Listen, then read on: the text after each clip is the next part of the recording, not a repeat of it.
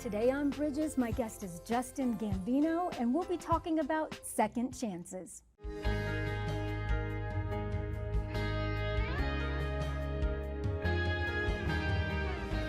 I'm Monica Schmelter. I'm so glad that you could join me for Bridges today.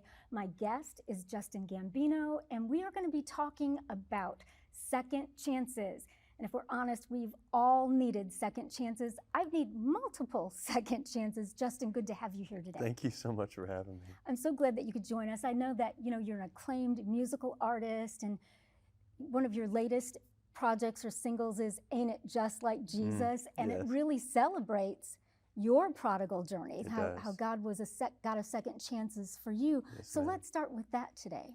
Yeah, so the new project, Just Like Jesus, actually is on the heels of my latest record titled Made New, which is the project where I went on this journey of telling my prodigal story in 13 songs, which then it just opened up door after door for me to start sharing my testimony more than sharing the music itself, which I loved. It's just been an amazing journey I'd say the last 4 years, from writing the music to releasing it and then sharing the story that so many people have really connected with. Yes, as I was sharing with you, on Wednesdays I have a group of thousands of moms that join together to pray for their adult prodigals. And so I thought it was really neat how you weave that story into your music. I mean, the music is wonderful, but it's telling a story, and you're sharing your story really of how God relentlessly pursued you. Yes. So let's start with the court steps. Okay. You want to start with the court steps? When you were young. Whenever I was young, Yeah. yes. So I mean, you're would still young, say- but like when you were 18, Well, thank you got in some trouble. The younger Justin. Yes. I would say it's very interesting how at the age of 15, that's whenever I got my first guitar. It was also when I got my first job. Wow. And I say that because my first job is what introduced me to a completely different crowd than what I was raised around. I was homeschooled. I grew up Baptist. Every Sunday, every Wednesday, me and my 5 siblings, we were always plugged in at church. And so once I got my first job, and I think it's interesting how, the enemy could see that. The enemy could see that Justin just got his first guitar. That's what he's called to do. How can we derail this? And by the age of 17, 18 years old, I'm hanging out with this crowd that I want to fit into. I want to fit into this box that I don't belong in. And now it's partying on the weekends. It's getting, there's substance abuse going on. There is, you could just for the sake of, there might be little ears listening. Sure.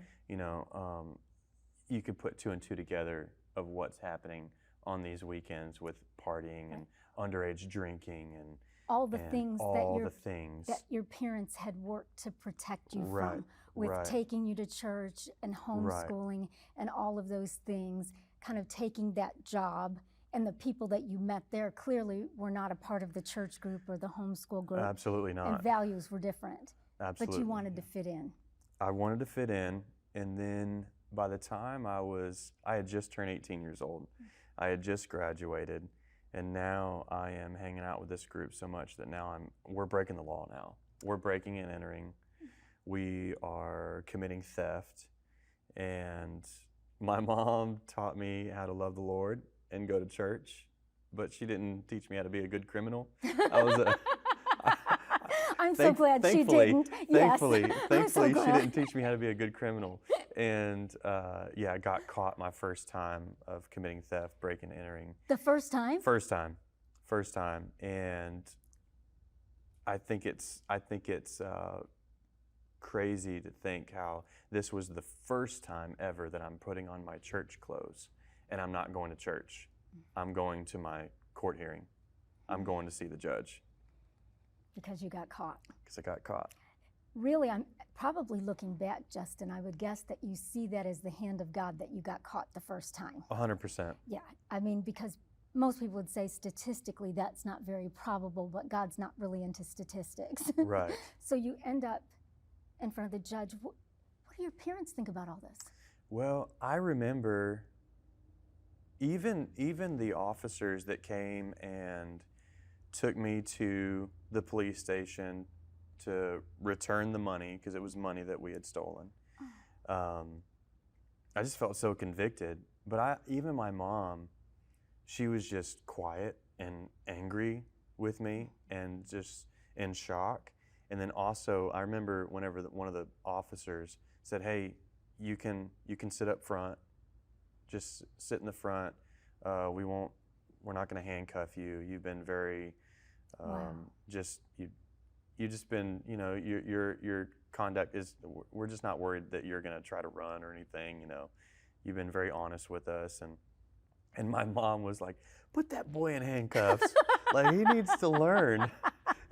Because she really loves you. She really loved She me. really loves you. Yeah. And that's what parents who really love their kids, even though it's super hard. Yeah.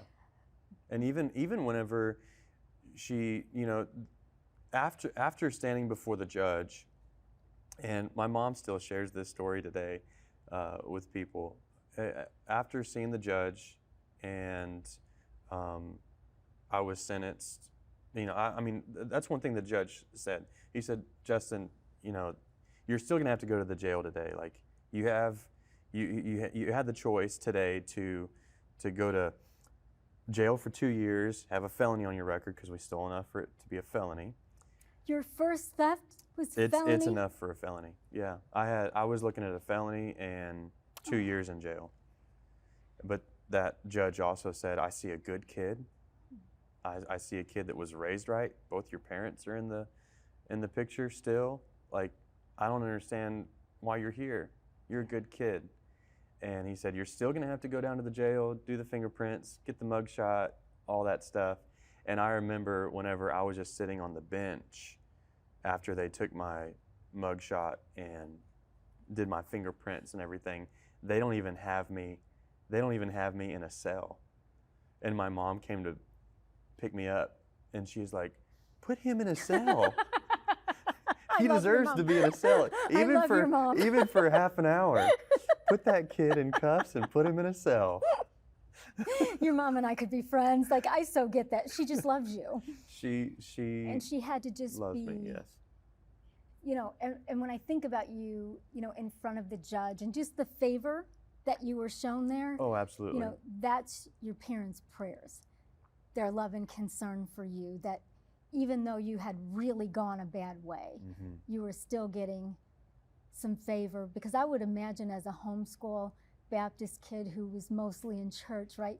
You had gotten yourself into a whole life that you just never really imagined. Oh, yeah, absolutely. I mean, I just had no idea of what was next or what could have come after that. Mm-hmm.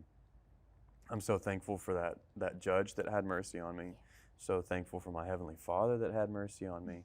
And thankful for a mom that was rough around the edges when she needed to be. Mm-hmm. Yeah. Yeah, because mom's not an easy job. That's No, the thing. it's like, not.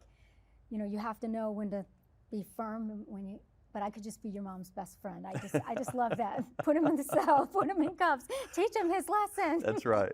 Obviously That's ours right. didn't work, so he needs more help.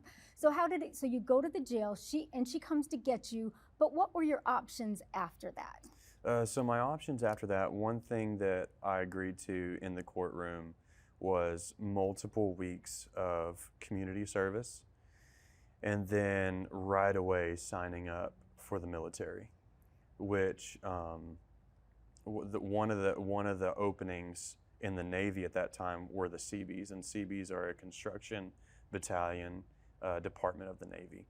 And so that was an option that I had. So I did, I think it was somewhere between 14 to 16 weeks of community service.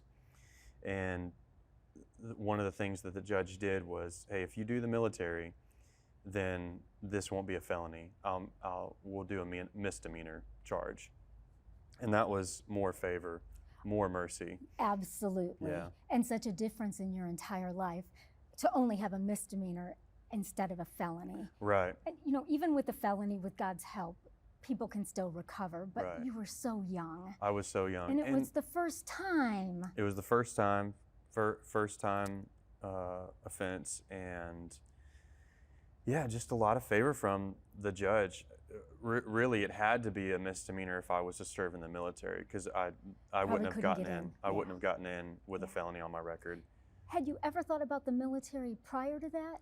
And that's the funny thing. I'm glad that you asked that question, because before I committed the crime, I had actually gone to the recruiter's office beforehand, and a friend of mine and I, we were gonna go in together, and then he decided not to go in, so I decided, oh, well, I'm not gonna go.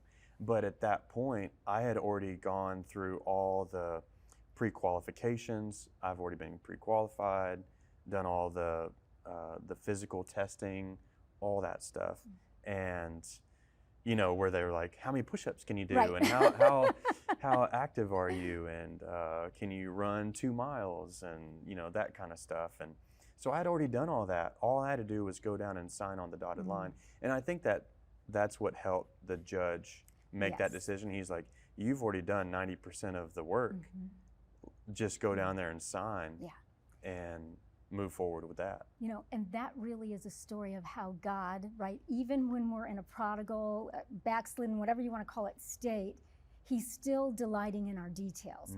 He knew. He was already going He before knew. me. Yeah, he knew, and he was working out a way to show mercy to you, even though you had made some really bad choices. Because I was just thinking, well, gosh, did you ever want to go to the military prior to this? But that's really neat that you had everything done. I had pretty much everything done. I had no intention of actually signing on the dotted line, and then that was the that was the flame under my feet Right. to get me to go in. Incarceration or military. I would try the military too. We've got to take a break. I want you all to stay with us today on Bridges. When we come back, you're going to hear more about Justin Gambino, his story, and his music. The storm is raging. I find myself in the middle of the deep wide ocean. The deep wide ocean. The waves are crashing. The waves are crashing on me, and I can't catch my breath, no. Can't catch my breath, no.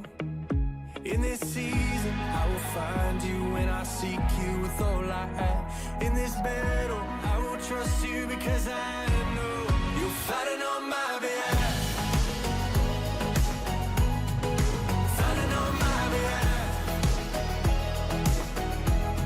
You're fighting on my behalf. Fighting on my behalf. I'm under attack. I'm feeling helpless when I should be standing strong. Standing strong. I'm taking fire. I'm needing you to make things right from what seems wrong. From what seems wrong. In this season, I will find you when I seek you with all I have. In this battle, I will trust you because I know you're fighting on my behalf. Fighting on my behalf. You're fighting on my behalf. Fighting on my behalf. Even in the valley and lost in darkness. Even when I feel I can't move forward. Even in the valley and lost in darkness, I'll trust you. Even when I feel I can't move forward, you're moving. Even in the valley and lost in darkness, I'll trust you. Even when I feel I can't move forward.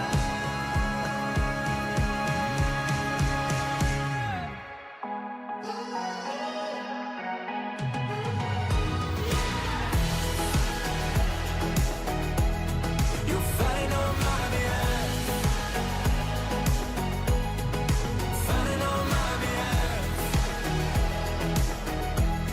You're fighting on my behalf. When you fight for me, I see my victory.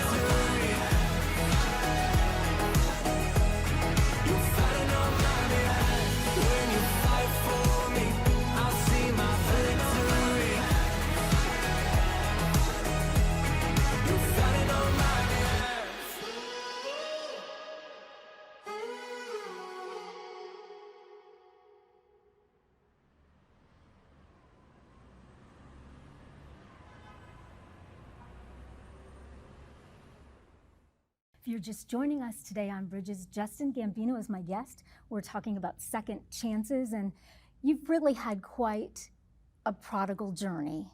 And for God to redeem all of that and have you carry that forward in your music, I would just imagine that's something that you never thought would happen. You know, yeah, I would agree with you that I never would have thought that I'd be sharing my testimony through music, because for the longest time, I was ashamed of my story. I was ashamed of the choices that I made and where that brought me from. You know, I just knew that my parents just worked really hard to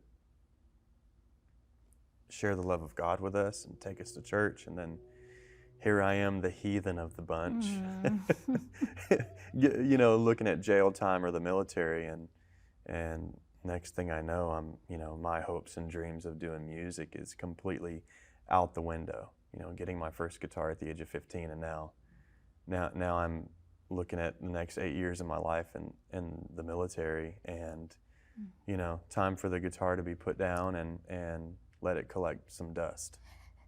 So as happy as you were to avoid incarceration, you definitely felt like you had the death of some dreams because of the choices that you made. Absolutely. Absolutely. I was so upset with myself. I was so angry with myself. I had some really bad anger issues, just, you know, letting that just toss inside my mind. And I, you know, thinking that I was like, okay, I'm going to dodge jail and a felony and, you know, kind of coast through this military thing. And I remember, maybe some viewers today can relate to this if they've ever served in the military.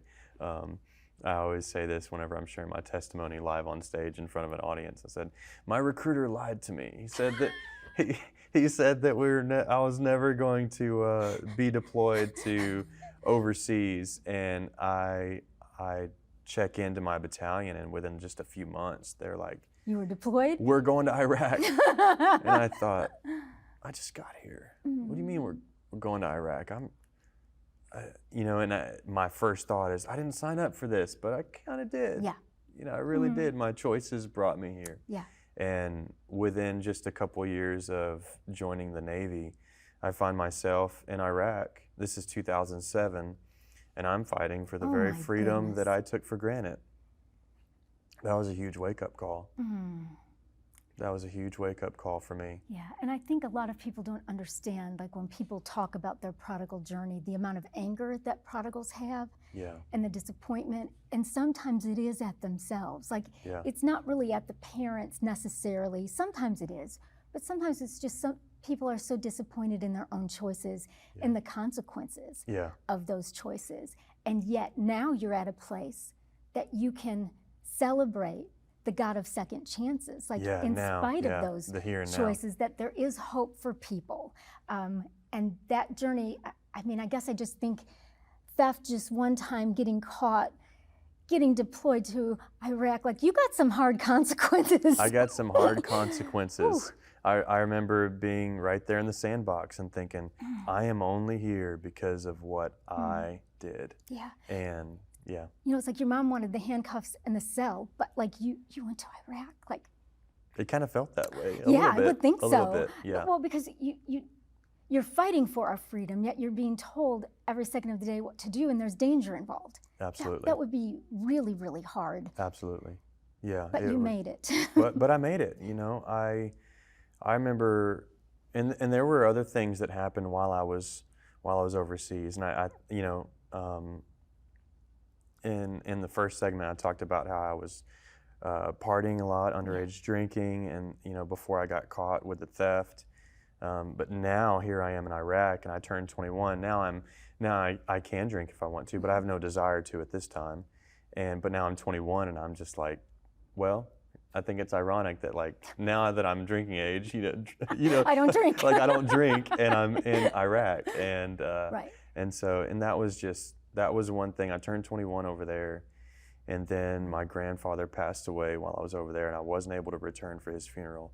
That made me even more angry, And so I just kept suffering from just these anger issues. And I mean, I would even have outbursts of anger while I was over there. And, but that all changed pretty quickly about halfway through the deployment.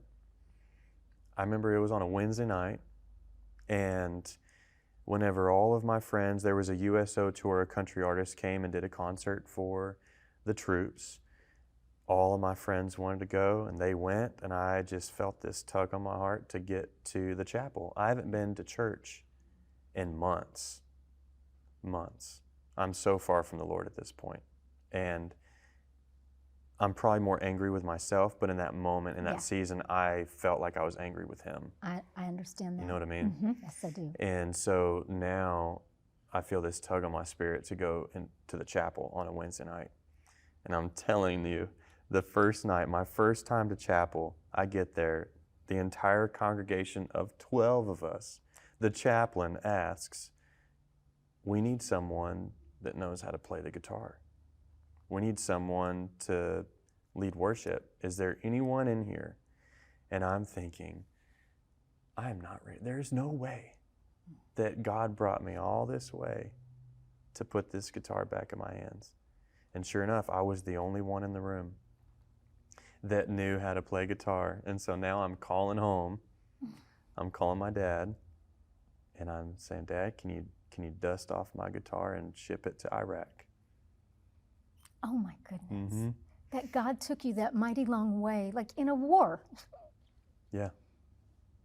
And he brought the guitar back to you. Not only was there the Operation Iraqi Freedom War going on, but there was a war for my soul. Yes. Which is the biggest war of all. Yeah. And people don't realize that for prodigals, right? For anybody that doesn't know the Lord, there's a war for their soul. And so much of the anger and the other things come from disappointment at life. And yes, we think we're mad at God because that's easier than being mad at ourselves in some cases. Yeah. So now you've got this guitar and you're leading worship. And is that what kind of brings you back to the Lord? Well, it started that journey coming back to the Lord, but now that I'm on the other side of this prodigal story, one thing that I love to share about this story, because I got to ask my dad this question. I said, what was it like hearing the voice of your prodigal son calling home? And he said, we just knew that the Lord was pursuing you. We just knew that our prayers were being answered because we knew how far from the Lord you were. Yeah. Whenever you called and said, can you send me my guitar? There's an opportunity for me to lead worship. That just opened up just so many opportunities for me to have the guitar in my hand more often.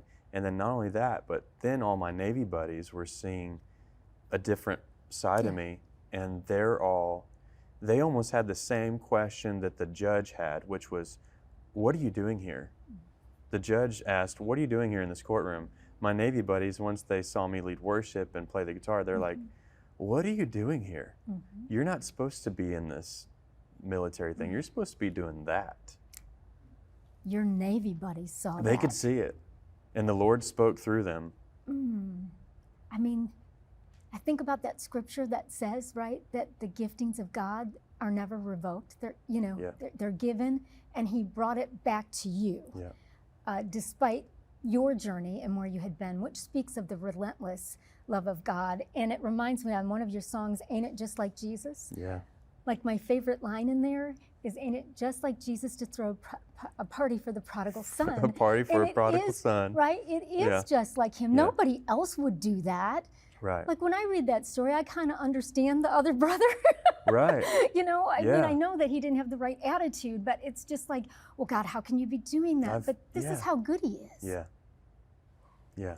So did you know then, okay, when I get back to the States, this is where God has called me to be, or? I would say that I had the hope in my heart that I was like, hey, this is an opportunity for me to start over. And as much as the military tries to prepare you for coming home from a war zone, and they're, I'm just thinking, I'm ready to get home, I'm ready to start over, and they're trying to warn us of PTSD and things to look out for. Things are going to set you off or make you upset whenever you experience people not, taking this freedom that they have. They're taking it for granted, and you're going to notice these things, and it's going to upset you. I just wanted to get home. Yeah. And so now I'm coming home with the hope of just starting over. And then all of those things, those emotions, now it's like, now I go back to drinking. And now I can't end a day without a drink. And now I even have suicidal thoughts. And so the enemy is working really hard to set me back again. But the Lord just kept pursuing me. There was an opportunity back home, maybe about a year after I got home, to start leading worship at a Friday night Bible study, which then God just kept relentlessly pursuing me. Mm-hmm. He kept putting the guitar back in my hands. Mm-hmm. And it was just so evident just how much He loved me. Yeah, calling you where you needed to be. Yeah. And the wonderful thing about your story is He really is no respecter of persons, right? For all the prodigals that are watching or listening or whatever, the guitar may not be their thing, Right. but Jesus still loves them, and He's working Right. to bring them back. Right. And there's no condemnation to those who are in Christ. Amen. So you start leading worship again. Oh goodness, we're almost out of time. I just want to talk to you forever. This is such a great story. It's just awesome. Thank you for coming today. Thank you for having So me. good to have you. So glad that all of you could join us for Bridges today. I will join you again next week with more hope for the journey. If you enjoy watching Bridges, you can join Monica on Facebook for all the extras. Just visit Facebook and search for Monica Schmelter TV. At Monica Schmelter TV, you'll get a look behind the scenes. You'll learn secrets from the studio, and you'll be among the first to know what's coming up next on Bridges. Best of all, you can connect with Monica for prayer and share what topics you'd most like to see on Bridges. Monica would love to connect with you. Finding hope in today's life is not always easy. Bridges with Monica Schmelter is making it simple. You can now listen to podcast episodes on popular platforms like iTunes, Spotify, iHeartRadio, Life Audio, and more by searching for Monica Schmelter to find God's hope for your journey. Life can be hard and days can be long. So if you're looking for hope for the journey, monicaschmelter.com is a great place to get started. On monicaschmelter.com, you'll find Monica's teachings on demand. And if you're looking to really grow your faith, you'll find online extras are available with every teaching. So don't wait another day. Get started now at monicaschmelter.com and you will find hope for the journey.